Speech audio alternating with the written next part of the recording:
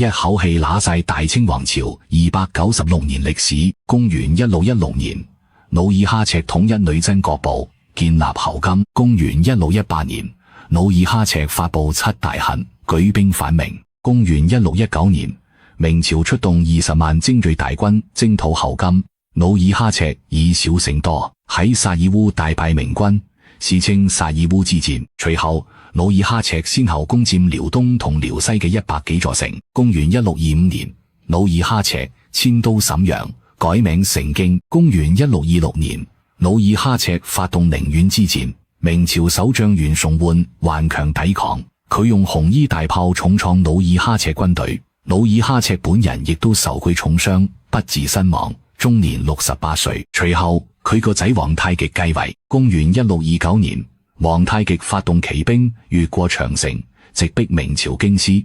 後嚟因為袁崇煥及時救援，被逼撤軍。公元1633年，皇太極率領10萬大軍西征漠南蒙古。公元1635年，蒙古投降。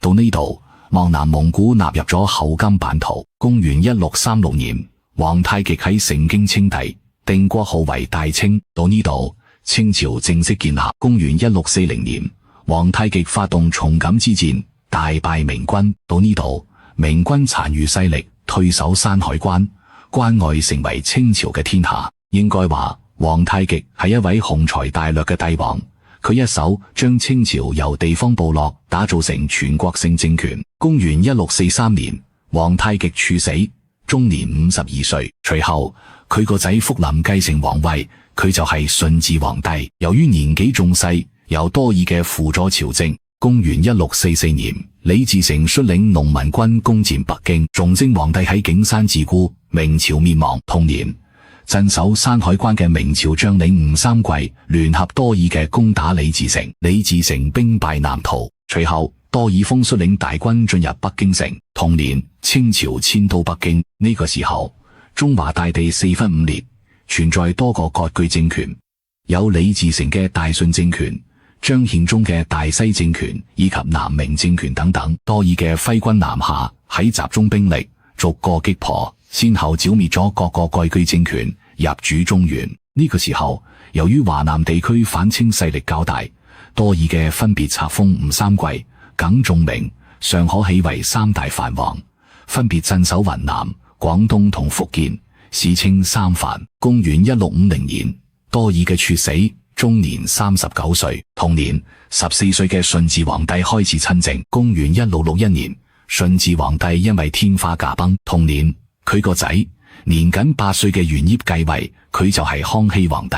由於年紀仲細，由大臣索尼、蘇克薩哈、阿必龍、隴拜共同輔佐朝政。公元1667年，14歲嘅康熙開始親政。呢個時候，輔政大臣嘅拜專橫跋扈，獨攬大權，甚至唔將小皇帝放喺眼入邊。公元1669年，康熙設計佢除咗拜，將朝政大權完全掌握佢自己手入面。隨後，康熙進行咗一系列改革，從改善民生、禁止侵佔民間土地、恢復內閣同翰林院，清朝嘅統治開始步入正軌。呢個時候，由於三藩勢力太大，對皇權構成威脅，於是康熙開始着手削藩。公元1673年，吳三桂接到削藩詔書之後，起兵反叛，自此三藩之亂拉開序幕。康熙採用分化、招安、剿滅等多種策略並用嘅方式，歷時8年，徹底平定咗三藩之亂。公元1683年，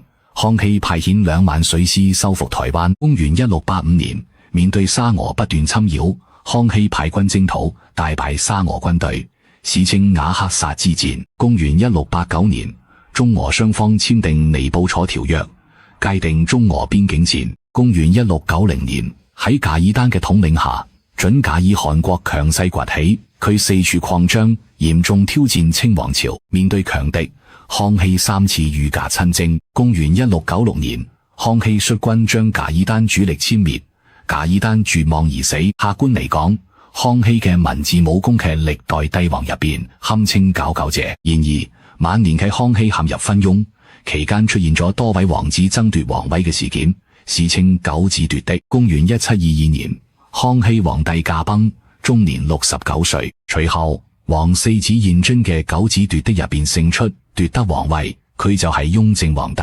雍正皇帝繼位之後，對清朝治理機制進行咗大幅改革。首先，佢推行攤丁入畝政策，單係呢一招就令清朝人口得到爆炸式增長。同時，佢喺邊緣少數民族地區進行大規模改土歸流，令中央政府對呢啲地區實現咗真正嘅控制。此外，雍正仲設立軍機處，呢樣令清朝皇室嘅集權達到史上最高水平。雍正非常注重民生，佢努力推動生產。佢嘅治下，清朝經濟發展，國力大幅提升。應該話，雍正係中國封建歷史上國家治理水平最高嘅皇帝。佢令大清帝國走向快速上升軌道。公元1735年，雍正皇帝駕崩，終年58歲。同年，佢個仔弘曆繼位，佢就係乾隆皇帝。乾隆執政前期勵精圖治，冇改善民生，弘揚傳統文化，並先後平定嘅多單國內叛亂。公元1755年，乾隆趁準噶爾內亂嘅機會，發動大軍征討，一舉將準噶爾滅國。隨後，回族領袖大蕭同卓起兵反叛，乾隆派兵將佢哋剿滅，徹底統一西域，並將佢改名為新疆。呢個時候喺清朝，喺康熙、雍正、乾隆爺、宣三代喺連續治理之下，國力達到咗極盛狀態，史稱康乾盛世。呢個時候，清朝嘅人口突破咗3億大關，佔咗當時世界人口嘅1/3，國土疆域面積達到1300多萬平方公里，國庫存銀長年保持咗6000萬兩以上嘅水平。然而，乾隆執政嘅中後期逐漸好大喜功，佢認為清朝係天朝上國，無所不有，拒絕同別國交流，拒絕出海貿易。佢唔單止大興土木，仲陸下江南，生活奢靡，玩物喪志。呢個時候正值世界工業革命興起，而清朝咁跟上世界潮流，大清帝國自此江河日下。公元1799年，乾隆皇帝駕崩，終年89歲。同年佢個仔永琰執掌朝政，佢就係嘉慶皇帝。嘉慶統治期間，先後發生咗白蓮教起義、天理教起義。雖然起義先後被鎮壓，但亦都重創咗清朝嘅統治。公元1820年，嘉慶皇帝駕崩，終年61歲。同年佢個仔雍寧繼位，佢就係道光皇帝。公元1837年，英國向清朝大量走私鴉片，嚴重毒害百姓健康。公元1839年，道光皇帝派林則徐前往廣東禁煙，史稱虎門銷煙。隨後，英國以林則徐虎門銷煙為借口，發兵進攻清朝。第一次鴉片戰爭開始。公元1842年，清朝喺第一次鴉片戰爭中戰敗，被迫同英國簽訂第一個不平等條約《南京條約》。自此，中國近代史拉開序幕。公元1850年，道光皇帝駕崩，終年69歲。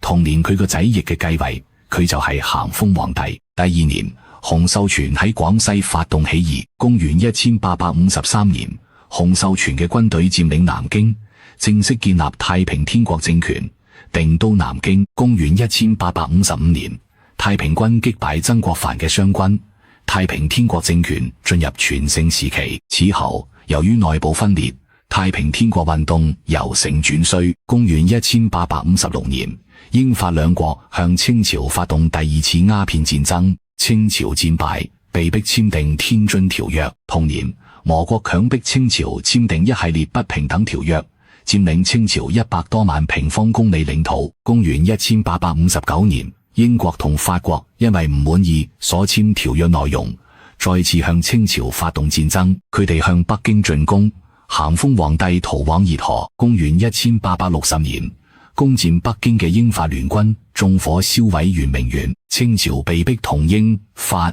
俄三國簽訂北京條約。自此，第二次鴉片戰爭結束。公元1861年，咸豐皇帝駕崩，終年31歲。隨後喺6歲嘅仔載淳繼位，佢就係同治皇帝。由於年紀仲細，由顧命8大臣輔政。同年，慈禧太后聯同恭親王發動政變，佢哋一舉拿下顧命8大臣，奪返政權，由慈禧太后垂簾聽政。公元1864年，曾國藩率領湘軍攻佔南京。到呢度，歷時14年咁耐嘅太平天國運動宣告滅亡。公元1875年，同治皇帝因為感染天花駕崩，終年19歲。因為咗仔女，慈禧太后立載添做皇帝，佢就係光緒皇帝。呢個時候，中亞喺阿古柏趁住新疆內亂嘅機會佔領咗新疆，建立咗中亞浩罕汗國。公元1876年，清朝派遣左宗棠率軍征討，左宗棠抬棺西征，喺第2年一舉剿滅阿古柏，成功收復新疆。公元1888年，清朝建立咗第一個海軍艦隊，史稱北洋水師。公元1889年，18歲嘅光緒皇帝開始親政。公元1894年，中日爆發甲午戰爭，清朝戰敗，北洋水師全軍覆沒。隨後，清朝同日本簽訂咗馬關條約。公元1898年，為咗救國圖強，光緒皇帝發動戊戌變法，受到慈禧太后等舊勢力嘅反對，戊戌變法失敗，光緒皇帝被囚禁嘅瀛台。公元1900年，義和團運動興起，清朝同時向西方11個國家宣戰，呢樣引嚟咗八國聯軍嘅進攻，最終清朝戰敗，被迫簽訂嘅辛丑條約。公元1906年，同盟會成立，孫中山先後發動咗多次起義，沉重打擊咗清朝嘅統治。公元1908年，慈禧太后同光緒皇帝先後離世，3歲嘅溥儀繼承皇位。公元1911年，武昌起義爆發，清政府派遣袁世凱喺北洋軍前往鎮壓，袁世凱卻同革命黨人談判，以逼清帝退位做條件，換取中華民國臨時大總統職位。公元1912年，無奈之下喺清朝皇室發佈嘅退位詔書。到呢度，歷經12位帝王，延續296年嘅大清王朝宣告徹底結束。